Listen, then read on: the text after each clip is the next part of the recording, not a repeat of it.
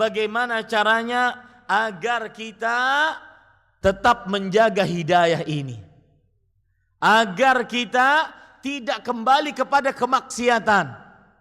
Maka Bapak Ibu saudara-saudari, saya berpesan, dan mudah-mudahan sepertinya sudah diterjemahkan dalam bahasa Indonesia.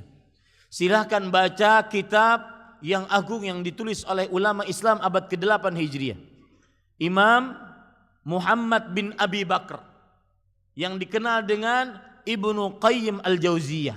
Nama aslinya Muhammad itu, Muhammad bin Abi Bakr. Silahkan baca kitab Aidatus Sabirin wa Zakhiratus Syakirin, yang artinya bekal untuk orang-orang yang sabar dan kemenangan bagi orang-orang yang bersyukur kepada Allah. Di dalam kitab tersebut salah satu poin yang beliau sebutkan adalah masyhad, persaksian. Dengan kesaksian tersebut seseorang akan senantiasa menjaga hidayah, menjaga petunjuk. Bagaimana dengan persaksian tersebut dia tidak akan kembali kepada kemaksiatan. Yang pertama, meyakini agungnya Allah. Makanya para ikhwah, saya sangat yakin bahwa orang yang kembali kepada kemaksiatan, entah itu kesyirikan, kembali lagi kepada bid'ah, kembali lagi kepada dosa-dosa besar dengan segala macam bentuknya, itu salah satunya adalah kekurangan tauhid. Maka saya berpesan kepada kaum muslimin, jangan pernah bosan-bosan mengajari, belajar ilmu tauhid. Ajak para ustadz kita, ayo ustadz belajar tauhid ustadz. Bagus belajar tentang keluarga, bagus, tidak ada yang terlarang. Tetapi tauhid dasar keluarga sakinah, mawaddah dan rahmah. Orang kembali kepada kemaksiatan, salah satu sebabnya adalah tidak mengagungkan Allah. Lihat Allah Subhanahu wa taala berfirman. Lihat ayat ini. Bagaimana kalau seandainya dia benar-benar memahami ayat ini sebaik-baiknya, niscaya tidak akan pernah kembali kepada kemaksiatan. Surat Az-Zukhruf ayat 67. Allah Subhanahu wa taala berfirman, "Wa ma qadarullah haqqa qadrih wal ardu jami'an qabdatuhu yaumal qiyamah was samawati matwiyatun bi yaminih subhanahu wa ta'ala amma yusyrikun." Artinya mereka tidak mengagungkan Allah dengan sebenar-benar pengagungan. Padahal bumi seluruhnya dalam genggamannya pada hari kiamat, langit-langit dilipat oleh Allah Subhanahu wa taala. Bayangkan hari kiamat para ikhwah, itu matahari yang sekian juta kali lebih besar dari bumi yang kita tinggali ini, Allah lipat-lipat. Idza syamsu kuwirat. Jika matahari dilipat-lipat oleh Allah Subhanahu wa taala, mana hamba yang kembali kepada maksiat daripada ayat ini? Kita harus yakin benar-benar orang yang kembali kepada kekafiran, kesyirikan, kebid'ahan, kemaksiatan, kembali berzina, kembali minum khamar, kembali berjudi, kembali main musik, kembali melakukan maksiat, pasti sedang tidak mengagungkan Allah. Agungkan di dalam diri Allah tabaraka wa ta'ala. Niscaya Anda tidak akan pernah berani kembali kepada maksiat. Bayangkan bumi yang seluas ini, di dalam genggaman tangan Allah Subhanahu wa ta'ala pada hari kiamat. Langit yang selebar itu dilipat-lipat oleh Allah dengan tangan kanannya Subhanahu wa ta'ala. Makanya Allah di akhir ayat mengatakan Subhanahu wa ta'ala amma yusyrikun. Maha suci Allah yang telah, maha suci Allah dan maha tinggi Allah atas apa yang mereka syirikan kepada Allah Subhanahu wa ta'ala. Maka wahai saudaraku, tatkala Anda ada perasaan ingin kembali kepada maksiat, maka saksikan keagungan Allah di dalam hati Anda. Ingat Allah Subhanahu wa taala Al-Jalil, yang maha perkasa, Al-Azim, yang maha agung. Melihat kepada apa yang kita lakukan, mendengar apa yang kita perbuat, maka ingat itu, niscaya tidak akan pernah melakukan hal tersebut. Yang kedua,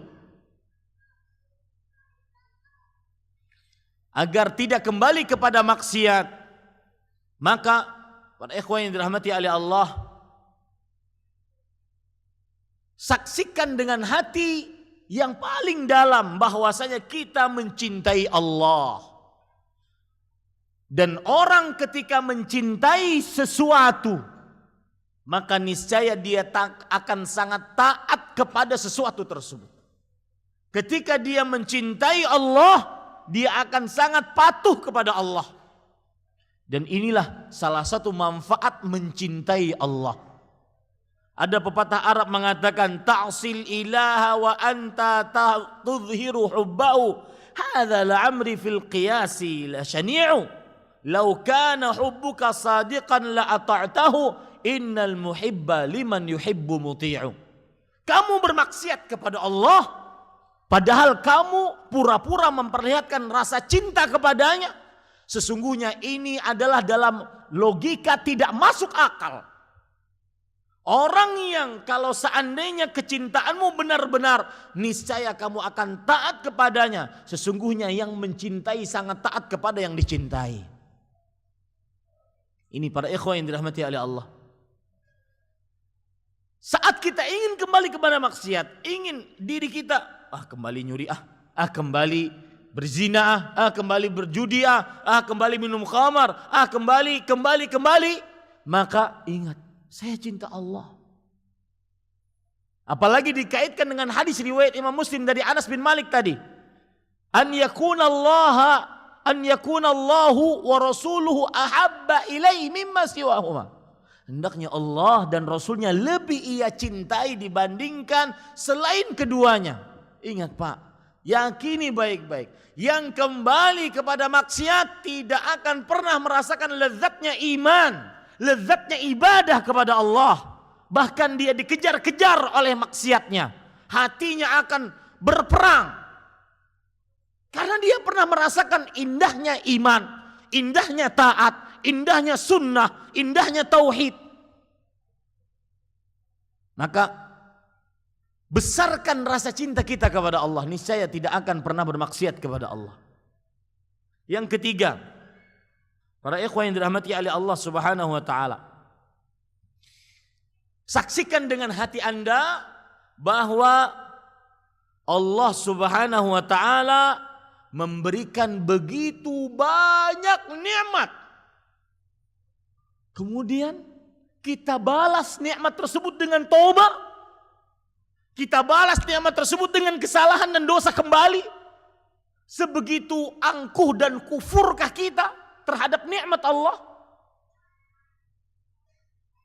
Bukankah ketika sesudah kita bertobat kepada Allah, Allah memberikan segalanya? Allah Subhanahu wa taala berfirman di dalam surat Ibrahim, "Wa ataakum min kulli ma sa'altumuh wa in ta'uddu ni'matallah la tuhsuha." Surat Ibrahim surat ke-14 ayat 34. Dan Allah telah memberikan kepada kalian keperluan kalian dari segala apapun yang kalian minta kepadanya. Yang ajib, yang luar biasa penafsiran dari para ulama, qala ba'dus salaf, kata Imam Ibnu Katsir, sebagian ulama salaf berkata, min kulli ma sa'altumuh wa ma lam tas'aluh. Allah memberikan kepada kalian apa yang kalian minta dan apa yang belum kalian minta. Subhanallah. Seperti itu masih kamu bermaksiat kepadanya? Sebegitu bejatkah sifat kita? Sudah begitu banyak Allah kasih panca indera yang luar biasa ini. Pendengaran, penglihatan, penciuman, dan segala macam Allah sediakan untuk kita. Kemudian kamu kembali kepada maksiat. Padahal kamu merasakan bagaimana indahnya ketaatan kepada Allah. Diberikan keluarga, diberikan anak, diberikan harta, meskipun mungkin tidak terlalu banyak. Kok bisa kembali kepada kemaksiatan? Maka para ikhwan yang dirahmati Allah, ingat, saksikan dengan hati kita yang paling dalam seluruh nikmat Allah. Niscaya kita tidak akan pernah kembali kepada kemaksiatan. Yang keempat, agar tidak kembali kepada kemaksiatan, saksikan dengan hati kita murka dan marahnya Allah Subhanahu wa taala. Balas dendamnya Allah kepada orang yang bermaksiat. Allah berfirman di dalam surah Az-Zukhruf ayat 55, "Falamma asafuna intaqamna minhum." Artinya ketika falamma asafuna, surat Az-Zukhruf surat ke-43 ayat 55. Maka tatkala mereka membuat kami murka, maka kami menghukum mereka, lalu kami tenggelamkan mereka semuanya di laut. Lihat para ikhwah, kalau Allah murka, Allah balas dendam. Dan ketika Allah membalas dendam, yakinilah bahwa yang sedang membalas dendam, siksanya sangat pedih. Sebagaimana firman Allah yang lain, "Nabbi ibadi anni anal ghafurur rahim wa anna azabi huwal azabul alim." Surat Al-Hijr surat ke-15 ayat 49. Wahai Ibrahim alaihissalam, kabarkan, perhatikan, yang kembali kepada kemaksiatan, yang kembali kepada kesyirikan, kebid'ahan, kembali melepas jilbabnya, kembali kepada judi, zina, khamar, kembali kepada bermain musik dan semisalnya, seluruh maksiat, kembali mentato tubuhnya, kembali menghilangkan sunnah-sunnah yang ada pada dirinya yang asalnya lahiriah ada. Perhatikan ini, kabarkan kepada hamba-hambaku bahwa sesungguhnya akulah yang maha penyayang lagi maha pengasih. Tapi jangan lupa bahwa sesungguhnya azabku azab yang sangat pedih. Ingat murka Allah. Saksikan itu dengan hati kita yang paling dalam. Bahwa murka Allah, apabila Allah murka, maka Allah Subhanahu wa ta'ala siksanya sangat pedih. Kemudian yang kelima, para ikhwan yang dirahmati oleh Allah, ini juga sangat-sangat membuat orang agar tidak kembali kepada maksiat. Saksikan dengan hati yang paling dalam. Ketika Anda kembali kepada kemaksiatan, kesyirikan, kekufuran, kebid'ahan, kesunahan, atau apapun jenis maksiatnya, maka sesungguhnya Anda sedang ketinggalan begitu banyak amal saleh.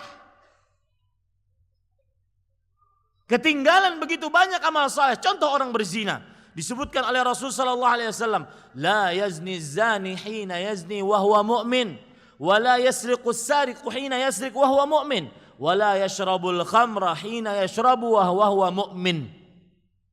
Artinya, tidaklah orang berzina ketika dia berzina dalam keadaan beriman. Benar-benar terputus. Bahkan dalam riwayat yang lain, imannya diangkat dari atas kepalanya. Tidak akan kembali iman tersebut kecuali ketika dia sudah melepaskan dari perzinahannya. Jadi yang kelima ini adalah menyaksikan dengan hati yang paling dalam tatkala seseorang kembali kepada kemaksiatan. Dia ketinggalan begitu banyak amal soleh. Kawannya yang dulu bersama-sama dia untuk bertobat, untuk berhijrah, sudah benar-benar jauh melangkah, sudah banyak amalnya, dia ternyata malah kembali kepada kemaksiatan. Ini para ikhwan yang dirahmati oleh Allah Subhanahu wa ta'ala. Dan yakini baik-baik, siapa yang kembali kepada kemaksiatan, maka hidupnya tidak akan baik. Yakini itu. Berdasarkan pemahaman balik dari ayat ini, surah An-Nahl ayat 97. Allah Subhanahu wa taala berfirman, man 'amila salihan min dzakarin aw untha wa huwa mu'min falanuhyiyannahu hayatan thayyibah wa lanajziyannahum ajrahum bi ahsani ma kanu ya'mal.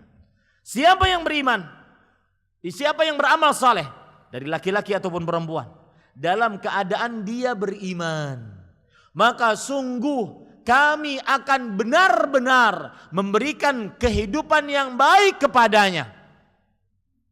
Para ikhwah, pemahaman balik dari ayat ini, siapa yang beramal toleh, amal toleh itu berarti kebalikan dari amal saleh. Makanya jangan kasih nama anak toleh. Saleh bagus, toleh itu kebalikan dari saleh.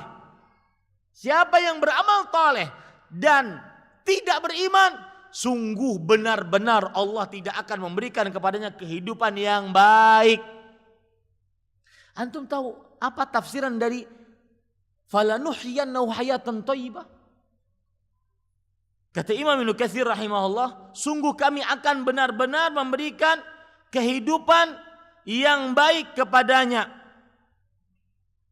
Kata Imam Ibnu Katsir, wal hayatu thayyibah tashmalu jami'u wujuhir rah. Kehidupan yang baik yang dimaksud adalah mencakup seluruh kebaikan dan kenyamanan hidup. Makanya saya katakan, yang kembali ke maksiat maka tidak akan pernah nyaman hidupnya. Hatinya tidak tenang, keluarganya berantakan. Kembali kepada maksiat, kembali kepada kemurkaan Allah Subhanahu wa taala. Dan saya berpesan, berdasarkan ayat ini, siapa yang kembali kepada kemaksiatan, asalnya keluar dari pekerjaan bank konvensional, kemudian kembali lagi, karena setelah berbulan-bulan ternyata ekonominya tidak baik-baik. Karena ada orang yang berkata, Ustadz, saya sudah meninggalkan maksiat, saya sudah meninggalkan mencari harta dengan cara yang haram. Tapi kenapa? Mana janji Allah? Kenapa keadaan ekonomi saya semakin terpuruk? Menengah ke bawah, bahkan nyungsep di bawah, nggak naik-naik.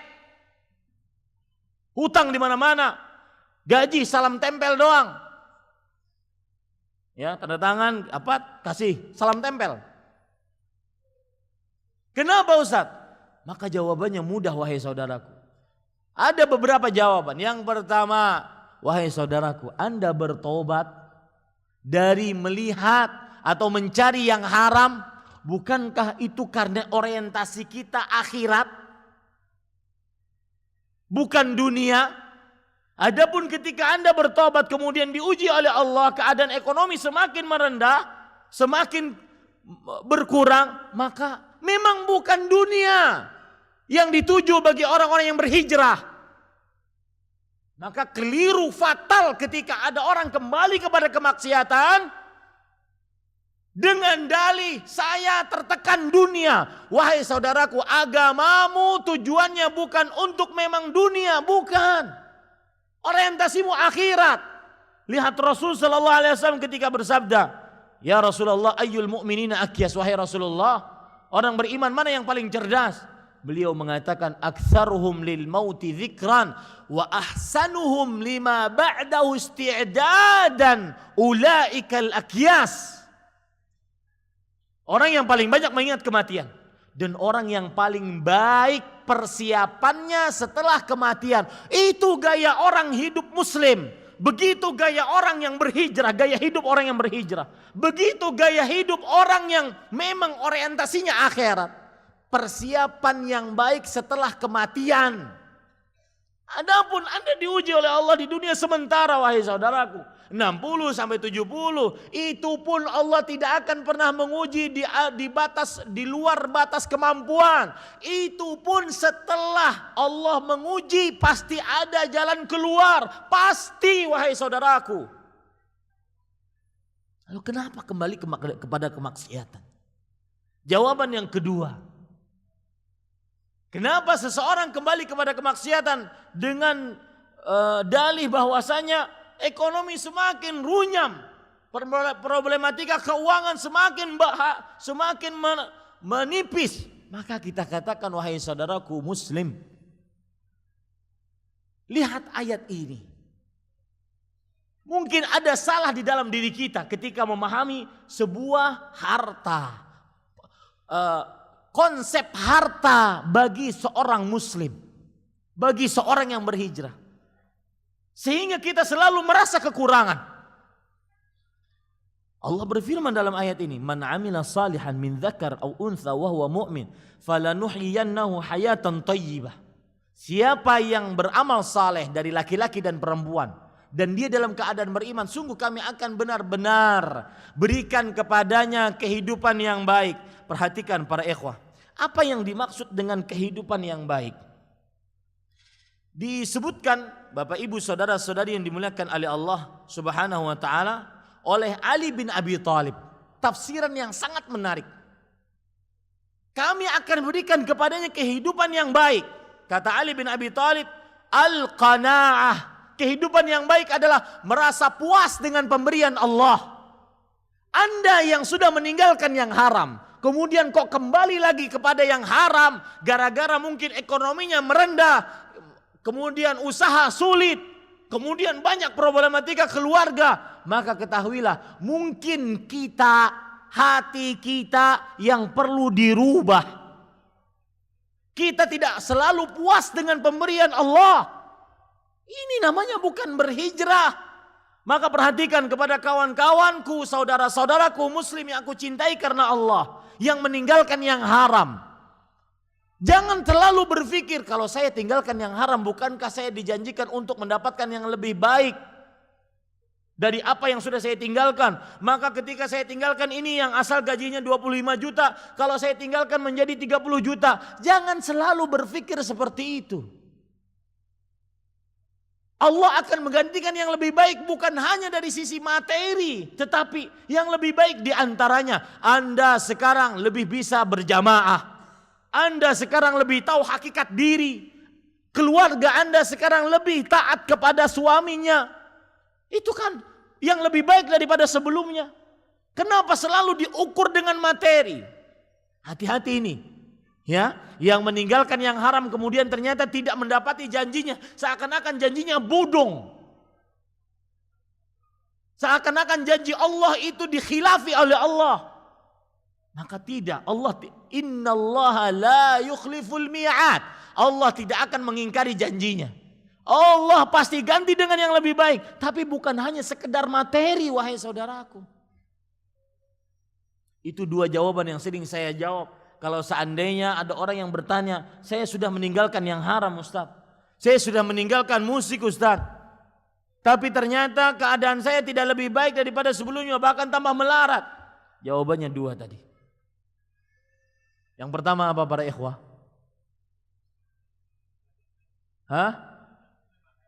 Tujuan muslim akhirat bukan dunia, wahai saudaraku.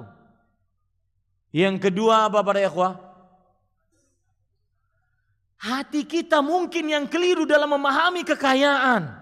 Tidak puas dengan pemberian Allah. Ini Bapak Ibu saudara-saudari yang dimuliakan oleh Allah.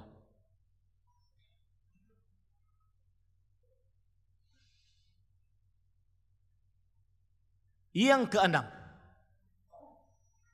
agar tidak kembali maksiat, maka para ikhwan yang dirahmati oleh Allah Subhanahu wa taala, ingat selalu, orang yang bertobat jangan dikira lepas dari godaan syaitan.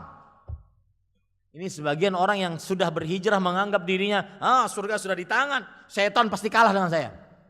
Jenggot nih, celana di atas 2 mata kaki, jilbab lebar.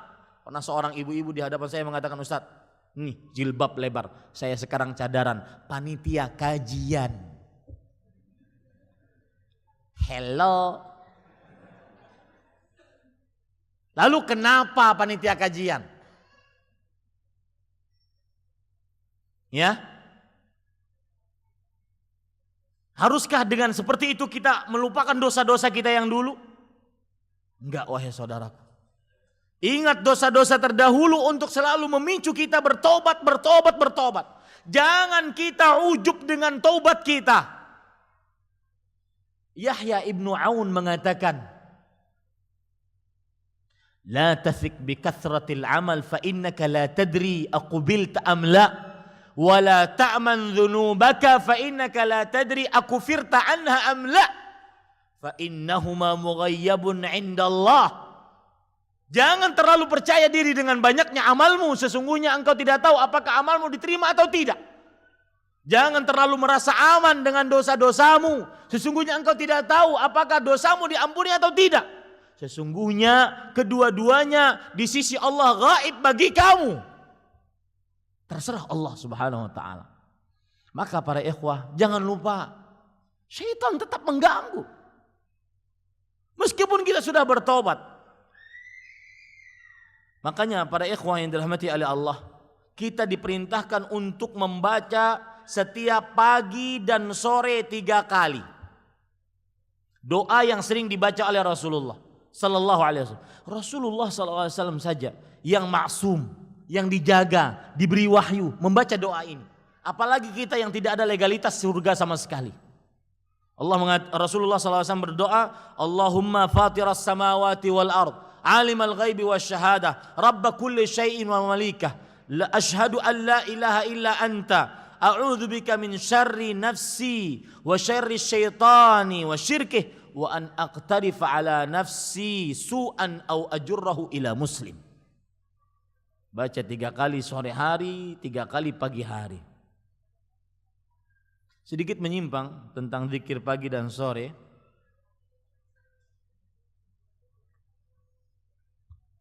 Saya baca beberapa fatwa dengan pertanyaan, saya tidak bisa baca zikir pagi setelah sholat subuh karena saya harus kerja. Maka kapan saya membaca zikir? Maka beberapa syekh menjawab, boleh membaca zikir pagi setelah azan subuh meskipun sebelum sholat subuh, jika keadaannya seperti yang ditanyakan. Dan ini solusi untuk para pekerja. Setelah sholat subuh mungkin langsung bekerja, maka dia bisa baca antara azan dan iqamah. Tentunya tidak akan bisa baca antara azan dan iqamah kalau seandainya dia masbuk paling terakhir. Ini para ikhwan yang dirahmati oleh Allah. Itu solusi, dan itu solusi juga bagi yang mengerjakan setelah sholat subuh. Biasanya ada majelis ilmu, majelis kajian sampai syuruk. Sebagian kaum muslim bertanya, kapan kita berzikir pagi sore Ustaz? Selalu ada kajian. Ditinggalkan, sayang. Kalau seandainya kita komat kamit, ustadznya ngomong nanti nggak masuk ilmunya. Maka salah satu solusinya setelah azan subuh 2 rakaat sebelum subuh, kemudian setelah itu dia baca zikir. Ini diperbolehkan. Ya, wallahu alam. Kemudian para ikhwan yang dirahmati oleh Allah Subhanahu wa taala, bahwa seseorang ketika tidak kembali lagi maksiat, maka Allah Subhanahu wa taala akan menggantikan maksiat yang dia kerjakan tersebut, yang dia tinggalkan tersebut, dengan kelezatan hati, dengan kesenangan jiwa, dengan keberkahan hidup. Karena dia senantiasa meninggalkan maksiat tersebut, takut kepada Allah. Dan orang yang takut kepada Allah akan nyaman hidupnya di dunia dan di akhirat. Semakin dia takut kepada Allah, semakin Allah akan menolongnya. Dan subhanallah, ada ayat menarik luar biasa.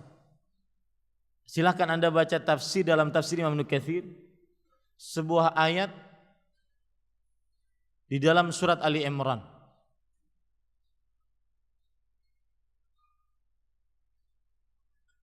Allah Subhanahu wa taala berfirman dalam surat Ali Imran,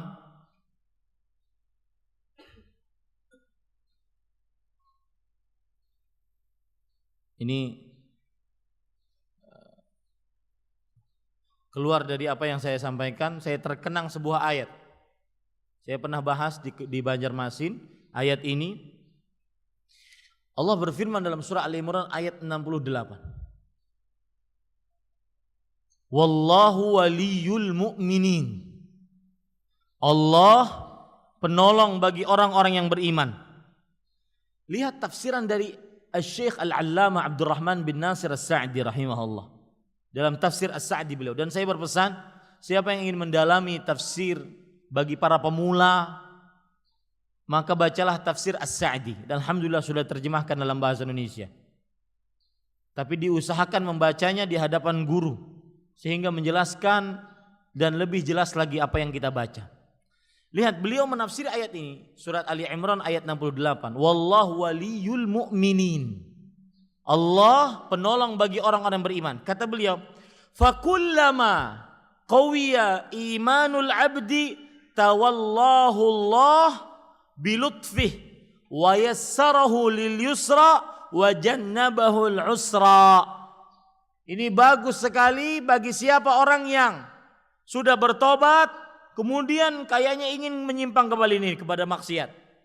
Karena mungkin kehidupannya semakin sulit, ekonomi semakin sulit, penyakit, kemudian musibah menimpa bertubi-tubi. Maka ini, perhatikan ayat ini baik-baik. Beliau menafsiri, selama atau semakin kuat iman seorang hamba, maka niscaya Allah akan menjadi penolongnya dengan kelembutannya, memudahkan urusannya, menjauhkan dia dari kesulitan.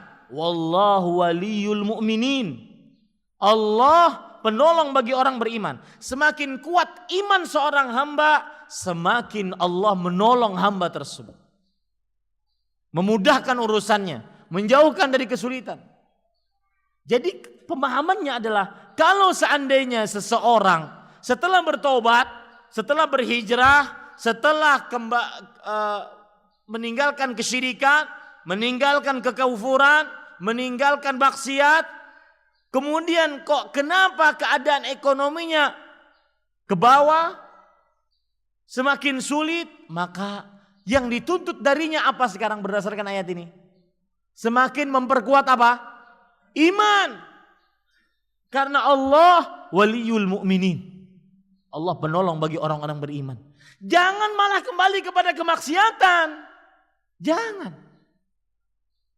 Semakin mungkin dia meninggalkan yang haram, yang asalnya mungkin dia pendapatannya 10 juta per bulan, ternyata setelah dia tinggalkan itu, jangankan 1 juta, mungkin 100 ribu per bulan. Maka yang diperkuat sebenarnya imannya, bukan malah kembali kepada kemaksiatan. Ada sebagian orang yang memojokkan syariat. Ini gara-gara saya bertobat nih gayanya begini nih. Ini gara-gara jenggot nih susah dapat pekerjaan. Dicermin ceramah sendirian. Ya, ini gara-gara cadar, gara-gara jilbab nih susah didapat jodoh. Ya, maka harus buka nih. Enggak. Agama bukan menyengsarakan hidup. Kalau seandainya seseorang bertobat kemudian ternyata ada masalah bertubi-tubi, problematika rumah tangga, keadaan ekonomi, penyakit, musibah, maka yang diperkuat sebenarnya apa? Iman. Karena wallahu waliyul mu'minin. Allah adalah penolong bagi orang hamba yang beriman.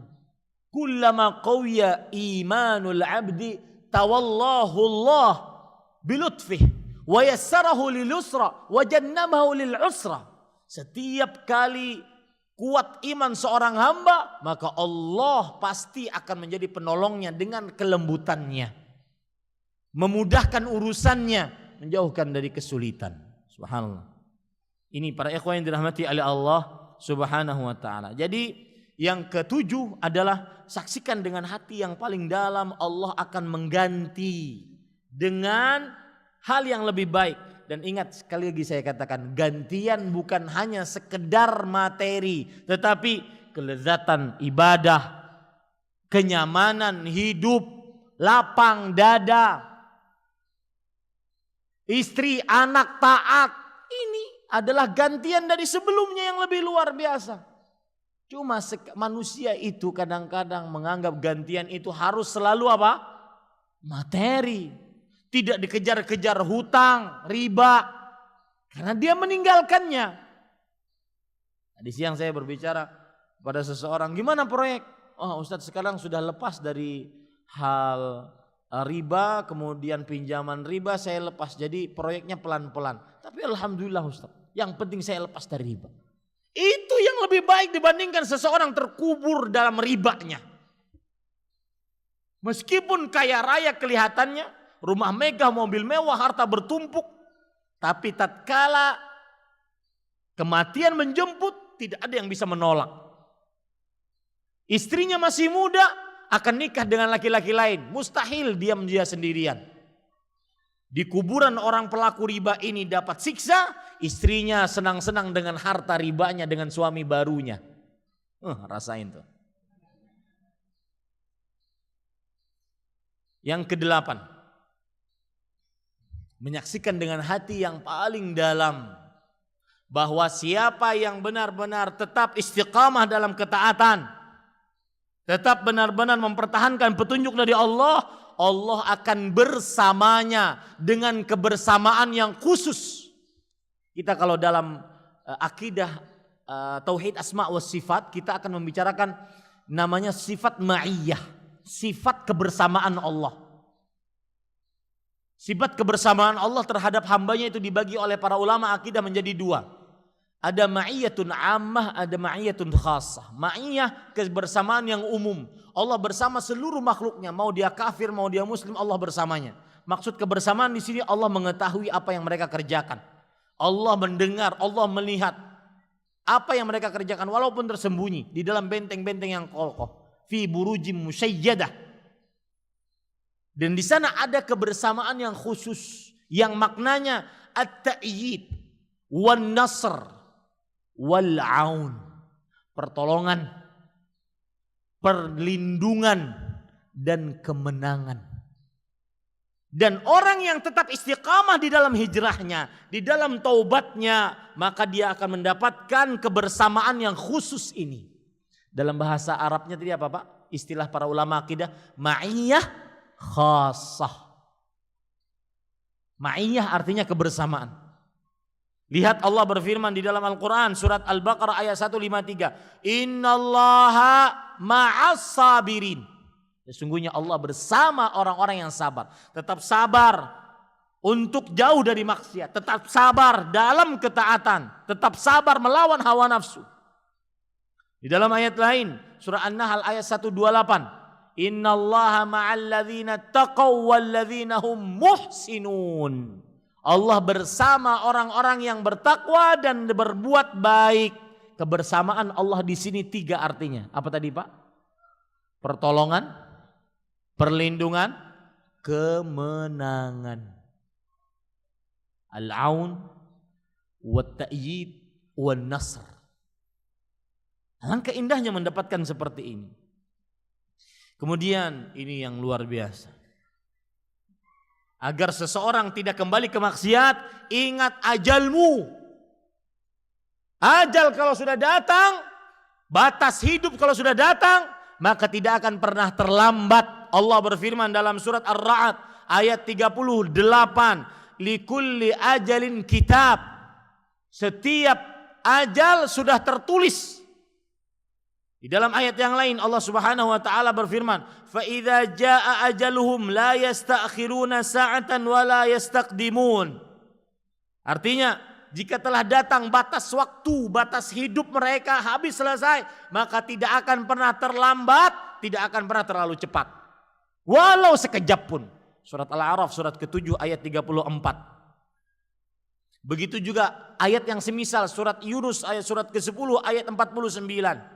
Begitu juga surat An-Nahl surat ke-16 ayat 61.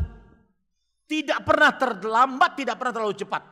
Itu semua tiga ayat tadi semuanya hampir sama. Itu menunjukkan pendekanan.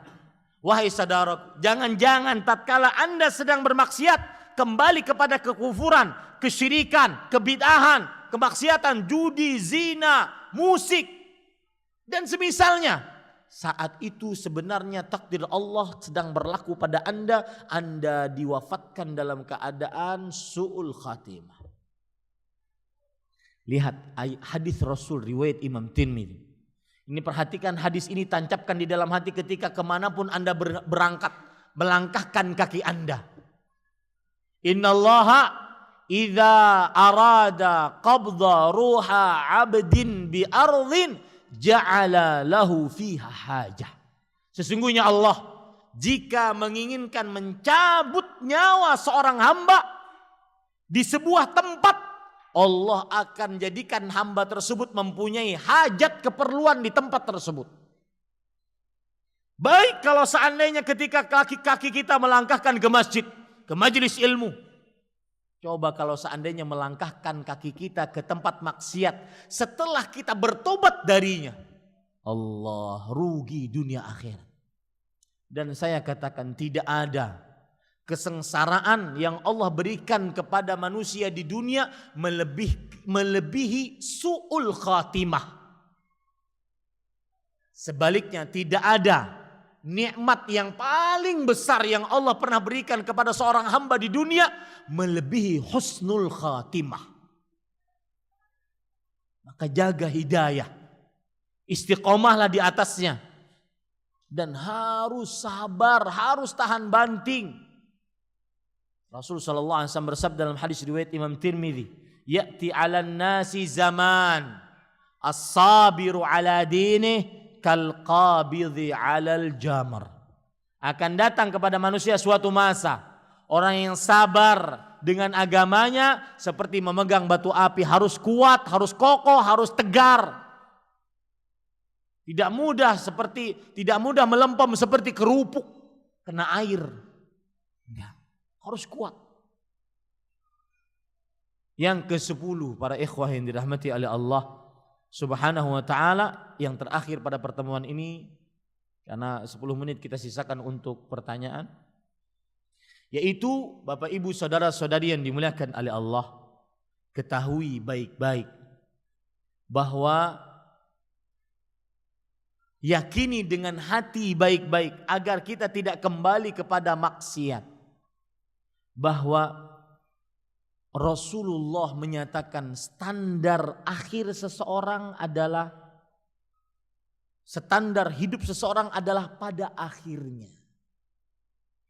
Standar hidup seseorang adalah pada akhirnya. Rasulullah sallallahu alaihi wasallam bersabda, "Innamal a'malu bil khawatim." Sesungguhnya amalan-amalan itu yang menjadi ukurannya, yang dipandang adalah akhirnya. Maka biasakanlah hidup dalam ketaatan. Niscaya Anda diwafatkan dalam ketaatan. Imam Az-Zahabi pernah berkata di dalam kitab beliau Al-Kabair, "Al-insan yamutu ala ma'asha alaih." Seseorang akan mati sesuai dengan kebiasaannya.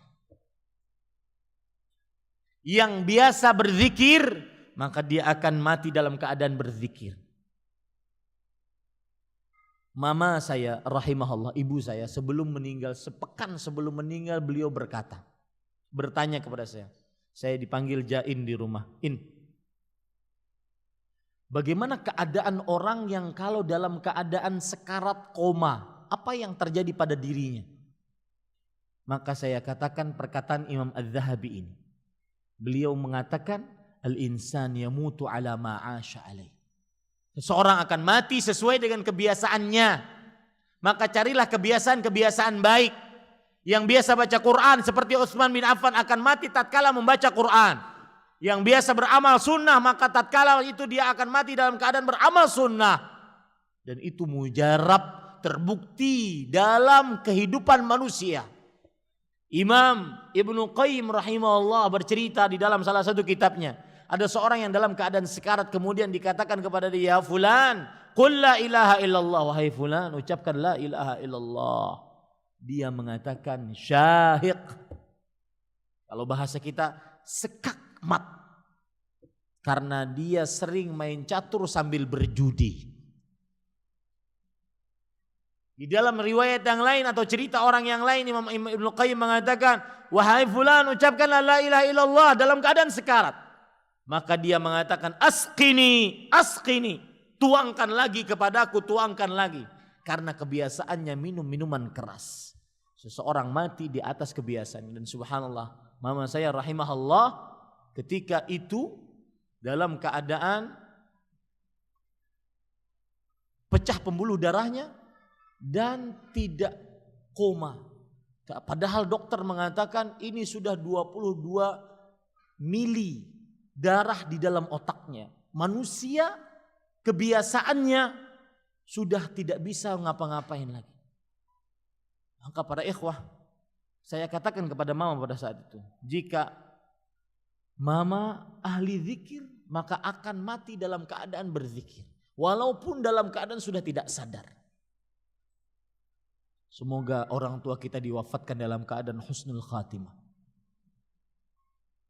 Ini para ikhwah yang dirahmati oleh Allah Subhanahu wa taala.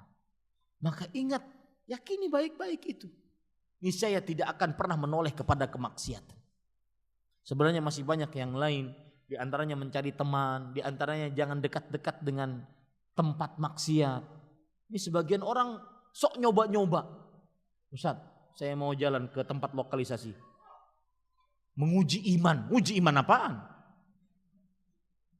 Ya, banyak sebenarnya yang 20. Dan ini yang saya sampaikan, saya ambilkan dari tulisan dan juga kajian yang disampaikan oleh Syekh Abdul Razak bin Abdul Muhsin Al-Abbad hafizahullah dengan judul Bawa'ithul Khalas Minadz-Dzunub. Sebab-sebab terlepas dari jeratan dosa. Semoga bermanfaat. Wallahu alam.